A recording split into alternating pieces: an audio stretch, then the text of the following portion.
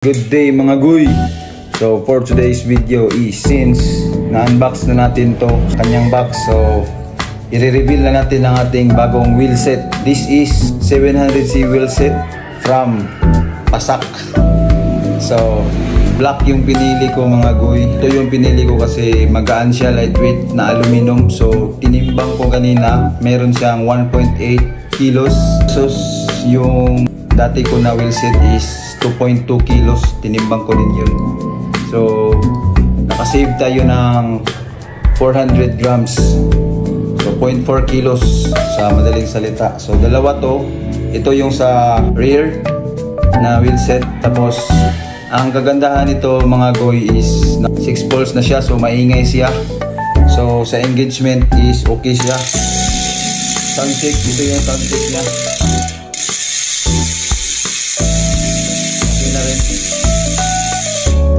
So 6 poles, and then ang kagandahan niya is naka sealed bearing, kaya magaan siya compare sa naka ball bearing is mabigat. Pero yung naka ball bearing is mas madali siyang i-maintain. So ito naman pwede mo naman din tong i-maintain. So tingin-tingin ka lang, tapos tingnan mo yung model ng bearings para alam mo if ever masira, i-order mo na lang din sa Shopee. So this is it mga guy, Pasak wheel set 700C.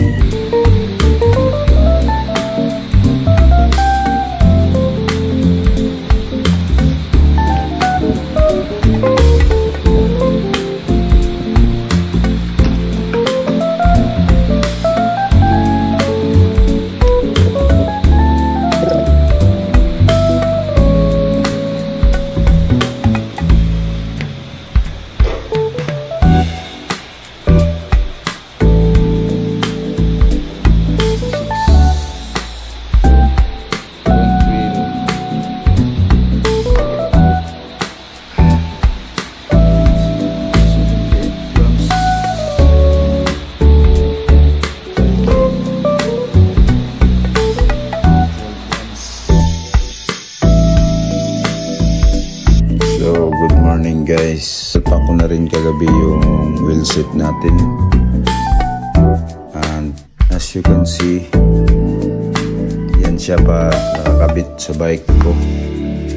Okay lang naman, parehas lang yung dati ko kasi naka 30mm depth tong dito yung dati ko.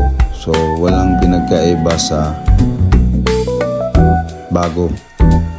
Itong bago, walang pinagkaiba niya sa forma, pero ang ginagandahan dito is mas magaan siya. Tapos time na rin na bumili ako ng bago kasi yun pa yung stock ng first road bike ko, stock na wheel set niya. So definitely kailangan magbago kasi mabigat kasi yun, 2.2 kilos.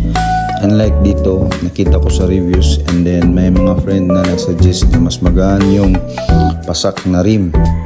So 1.6 kilos yung sabi nila. Tinignan ko rin sa online. So ang claim nila sa online is 1.8. So sa online nga 1.8 nga rin pagtimbang ko dito. So without skewers, 176 grams.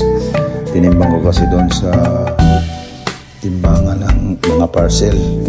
So sound check, ito yung sound check niya mga guys.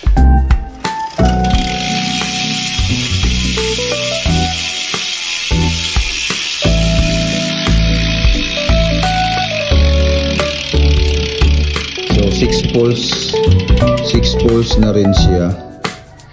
Yun ang kagandahan niya, 6 poles, and then naka sealed bearing. So grabe mga guy, dumaan yung bike ko ng 400 grams. So that's it guy, quick update sa aking bike.